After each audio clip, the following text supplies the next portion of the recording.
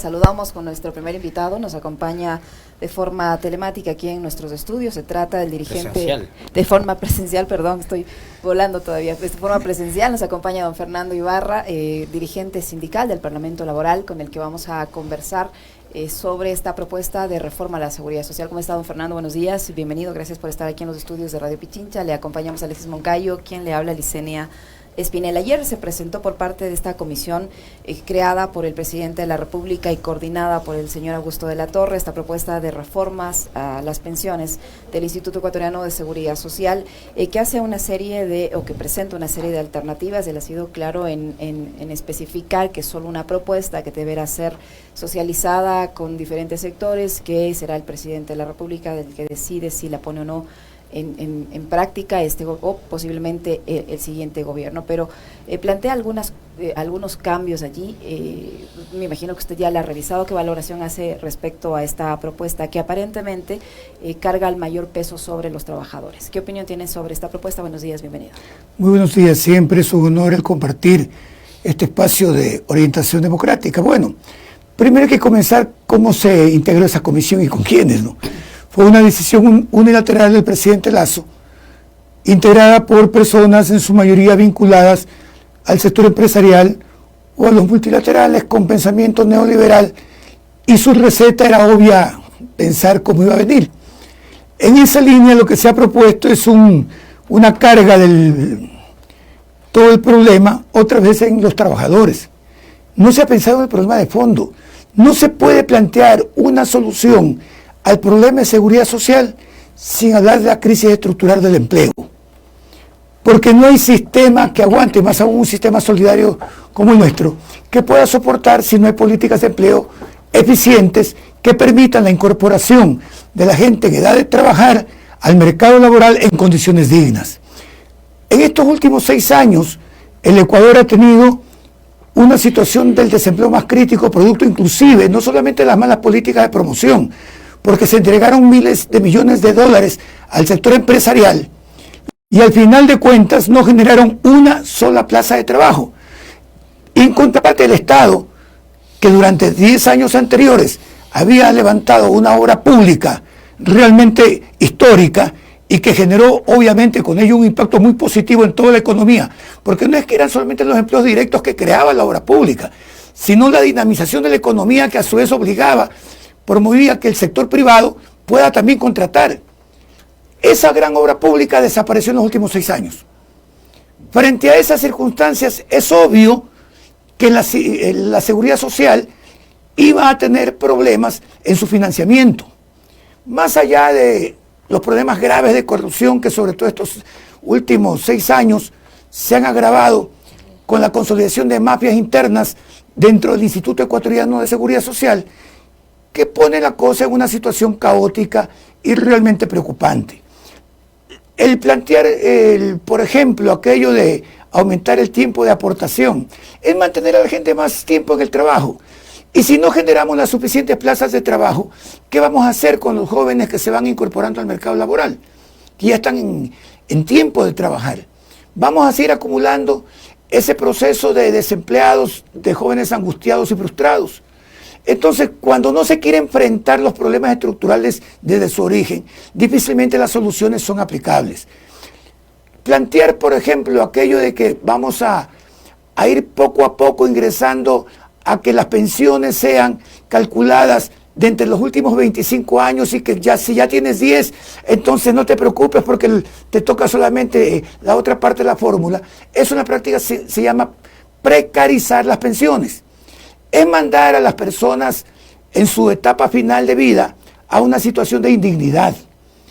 Es generar también un problema económico, porque si usted a los jubilados le quita capacidad de compra, obviamente que también la economía sufre un impacto, porque va a haber menos demanda, por lo tanto menos posibilidades de contratación para producir más. Entonces esas recetas neoliberales definitivamente ni siquiera ameritan un mayor análisis, porque uno las escucha y entiende de que vienen dadas además como una mala copia, ¿no? Porque en Francia se planteó algo parecido. Pero Francia, bueno, ya no se atrevieron a tanto, ya son 2 años, ¿no? Claro. Acá están hablando de... Sí, pero la copia en definitiva es casi, va por ahí, aunque claro, mal hecha, ¿no? de Augusto de la Torre no se puede esperar más, ¿no? Además. Y en esa línea, pues vemos todos los impactos que esto genera. La seguridad social en el Ecuador, que tiene un carácter solidario por la estructura social injusta que tenemos en el Ecuador, porque además un régimen de capitalización individual con los salarios bajos que tenemos también sería tremendamente injusto, requiere de una solución integral, no de 4 sabios de Grecia, entre comillas, que se reunieron para ir en parche tratar de ver qué proponían. Fernando, ¿cómo está? Buenos días. Yo sí quisiera, digamos, de entrada pedirle su opinión con respecto de la conformación de este dichoso comité o comisión, ¿no? Yo tengo un amigo que siempre me repite la frase esa de que en Ecuador, si quieres que algo no prospere o no funcione, hay que crear una comisión. Y de entrada, Augusto de la Torre es un personaje históricamente muy cuestionado, vinculado, por ejemplo, al gobierno de Jamil Mawad, y todos sabemos qué fue lo que provocó ese gobierno en el país, las consecuencias y lo que dejó, lo que heredó aquel gobierno de la democracia cristiana. ¿Qué nos puede hacer pensar a los ecuatorianos que hoy, por ejemplo, entregándole el IES al señor de la Torre, la cosa sea diferente a lo que provocaron en el feriado bancario de 1999? Bueno, yo creo que la intención del presidente Lasso, un cadáver político en un gobierno moribundo, porque así hay que tratar las cosas por su nombre, no se le puede haber ocurrido mejor que buscarse el socio del feriado. Augusto de la Torre es un personaje siniestro en la historia económica de este país, con claras inclinaciones a favorecer a los grupos de presión económica. Por eso es que nosotros como CEDOC hemos calificado la comisión dedocrática. Porque ¿qué debió haber hecho el gobierno si quería plantear un debate serio sobre la seguridad social? Por lo menos aplicar el convenio 144 de la Organización Internacional del Trabajo del diálogo tripartito, donde obviamente nos tenemos que sentar representantes del Estado, de los empleadores y de los sindicatos representativos para tratar el tema, al que se invita siempre a la academia, pero a la academia seria, a la academia responsable, a la academia comprometida pues con el país, ¿no? Se invitan a los técnicos especialistas de la seguridad social de la Organización Internacional del Trabajo y con ellos se busca construir un consenso de soluciones que sean válidas en un modelo, repito, de una sociedad que tiene que mantener su espíritu solidario, porque además así lo manda la Constitución. Cuando en Montecristi se diseñó este nuevo modelo constitucional, uno de los elementos pilares fue el catálogo de derechos, precisamente por la concepción solidaria de la sociedad. En consecuencia, no se pueden dar soluciones solamente recargándole, en este caso, a trabajadores y a jubilados, una carga de la que no somos responsables, sin primero hacer un análisis profundo del tema estructural. Esta es una comisión que nosotros le hemos calificado la comisión dedocrática de Lasso, porque así fue conformada. Fue simplemente su propia decisión, tratando de no sé qué, ya al final del camino querer hacer un feriado con el IES, lo mismo que está pretendiendo hacer el feriado eléctrico. Ustedes saben todas las barbaridades que en los últimos días se están dando y se quieren dar, y que ha provocado que los trabajadores nos levantemos en pie de lucha precisamente para evitar ese feriado eléctrico, que va a ser más grave que el feriado bancario, y que ahora también se pretende hacer un feriado con la seguridad social, porque lo único que apuntan es terminar de desmantelarlo todo para venderle la idea. Ya hay un diario por ahí que está diciendo que el mejor camino es ir otra vez a la privatización de la seguridad social. Como el modelo chileno. Como el modelo chileno fracasado durante décadas y que todo el conjunto de la sociedad chilena hoy está pagando esas consecuencias. Ahora, Fernando, hay varias propuestas. Por ejemplo, que el fondo de reserva, solo la mitad de ese fondo de reserva o el 4,15% de la remuneración se deposite de manera obligatoria en una cuenta de ahorro durante 2 o 3 años. Es decir, que ya no sea de beneficio exclusivo del BIES, sino que el afiliado tenga la opción de ahorrar parte de ese fondo de reserva en cualquier institución financiera. Es una de las propuestas. Los fondos de cesantía que no se puedan retirar sino hasta la fecha de la jubilación, ya no como ahora cuando las personas son despedidas pueden hacer uso de ese dinero. También se pide la afiliación de médicos y abogados que sea de forma obligatoria, que la jubilación tendrá 2 componentes, que se aporte sobre los décimos también, porque dicen allí el argumento que el IES paga durante todo el año las pensiones, pero se aporta sobre los salarios básicos y no sobre los décimos. En fin, una serie de propuestas que van sobre el afiliado o el trabajador, pero no se habla en esta propuesta, por ejemplo, de cobrar la mora patronal que tiene el IES, que son millones y millones de dólares. ¿Cómo mira usted, por ejemplo, estas propuestas? El fondo de cesantía, la afiliación obligatoria para abogados y para médicos y el fondo de reserva. Bueno, ya el tema de la afiliación obligatoria se decidió en su momento. Realmente eso es más una cuestión de que mejoren los servicios y seguramente aquí no le interesa estar afiliado al IES. Lo otro que es, buscar de a poco ir derivando los recursos de los asegurados a la banca privada. ¿Con qué propósito? Con el propósito de ir, entre comillas, compitiendo en materia de tasas de interés, de ahí le darán una décima más al afiliado, para que diga, ¿y por qué solo esta parte y no toda? Es una manera de inducir a la gente, en el sentido de que el sector privado es el eficiente, es el que le va a dar más rentabilidad. Lo otro, adicionalmente, ¿qué significa?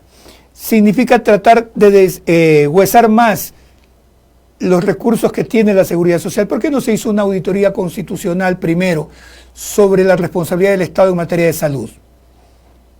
La responsabilidad del Estado es más allá de la deuda que actualmente hay, porque una de las cosas valiosísimas de la Constitución del 2008, si usted compara con la del 98, es que la salud es universal y gratuita para todos, incluido para los asegurados. Por lo tanto, es el Estado el que en su momento tiene que asumir los costos de la salud, no solamente de los familiares que ahora carga el IES, sino también de los asegurados. Hay que hacer una transparentación de eso. Cuando se dijo una situación que particularmente yo no estuve muy de acuerdo, pero en el tiempo uno va evaluando, se decía el Estado se va a hacer cargo del déficit actuarial. No el 40%, pero vamos a hacernos cargo del déficit actuarial. Claro, el escenario era otro, ¿no? Es que ahí decían, yo recuerdo que la justificación del gobierno, entonces que era el gobierno de Correa, decían, es que puede ser 40, puede ser 30, claro, puede ser 60. A eso iba a decir.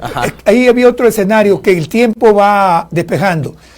Es que los niveles de empleo, toda la maquinaria estatal puesta al servicio de generar empleo público y privado, apuntaba a ir bajando el déficit. ¿Ya? Y hacer que el IES fuera consolidando. Sin embargo, claro, con todas las dificultades que se han tenido, esa situación se complicó. Pero, por ejemplo, Lenín Moreno ni cumplió con el tema del déficit, y menos aún con el 40% dictado por la Corte Constitucional, en un tema que es bien grave, porque nosotros pusimos en el 2020 una denuncia ante la Fiscalía General del Estado contra el expresidente Moreno y contra su ministro de Finanzas, Richard Martínez, por ese incumplimiento, que debería provocar una sentencia de hasta 3 años de cárcel. Ahora, sin embargo, hasta ahora, permítame pensarlo esto, hasta ahora, recién hace una semana, se volvió a convocar para que comparezca telemáticamente a dar su versión libre y voluntaria Lenín Moreno. Ahora, Fernando, lo que pasa alrededor del IES es, y yo, ojo, soy un defensor a ultranza de la seguridad social como tal y sus principios. Lo que pasa es que históricamente el IES ha enfrentado estos problemas porque, digamos, yo soy crítico con respecto de, es que el IES es de los afiliados, ¿no? O de los jubilados. No, pues yo tengo mi dinero en un X banco, que no es del que ustedes están pensando y tampoco el otro, es otro banco. ¿Ya? Yo no soy dueño del banco, y los cuentaahorristas que tenemos los ahorros en ese banco no somos dueños del banco. El IES es dueño, el IES es dueño del IES. ¿Ya? El problema es que el IES y su administración depende de los gobiernos de turno, y los gobiernos de turno han usado al IES como botín político o como caja chica o como les convenga en el momento que necesiten. Ese es el gran problema. El problema es cómo resolver, digamos, este déficit que tiene históricamente el IES a partir de las deudas que mantiene el Estado con el IES y que hace que este no sea sostenible. Usted acaba de poner un punto sobre eso muy importante. Es que el momento en que se transparente técnica y jurídicamente cuál es esa deuda real del Estado y se haga un plan de pagos serio, comprometido, el déficit económico del IES va a bajar. Si a eso usted como primera gran medida le complementa con algo que es vital, que se llama políticas de empleo, porque si no el sistema no va a funcionar. Usted puede corregir ahora todo el tema de la deuda, 30, 40, 50 mil, en nuestras cuentas van como por 60 mil millones de dólares. Y se hace un plan de pago a 20, 30 años, sí, va a haber fondeo, pero el sistema va a seguir siendo deficitario. ojo, por la forma como está diseñado actuarialmente y que es válido seguirlo manteniendo. Entonces se requiere complementar todo esto. Lo otro, la politización del IES, sí, hay que despolitizarlo. Hay que buscar que la administración esté en manos de gente técnica, gente capaz. No es el hecho solamente de decir, el gobierno no debe estar dentro de la gobernanza del IES, no, porque obviamente también tiene que ver en su gestión y resultados finales, pero es cómo se puede establecer una administración que priorice los intereses institucionales a que no se convierta en caja chica, a que no se convierta en instrumento politiquero o a que no se convierta en lo que ahorita lo quieren hacer, ¿no? En la gran subasta pública de los bienes del Estado con el último reglamento aprobado por el presidente del IES y el señor Gómez, que usurpó esa representación de los asegurados. ¿A qué se refiere con esta última parte? ¿Qué subasta? Es que ya se acaba de aprobar un reglamento para vender todos los bienes que no está utilizando el IES. Entonces, imagínense todo lo que va a haber eso en estos cortos meses. Ahora, a su criterio, Fernando, un gobierno deslegitimado, un gobierno altísimamente cuestionado por muchos escándalos y con un nivel de aprobación paupérrimo. Ayer Iván Sierra nos decía 5% de la población cree, confía o valora en buena medida la gestión de Lasso. Está en condiciones cuando le quedan 3, 4 meses de vida como para promover una reforma a la seguridad social del tipo que quieren hacer. ¿O esto es otra suerte de suicidio del presidente Lasso? No, me parece que este es un alborotar las olas para otro tipo de negocios.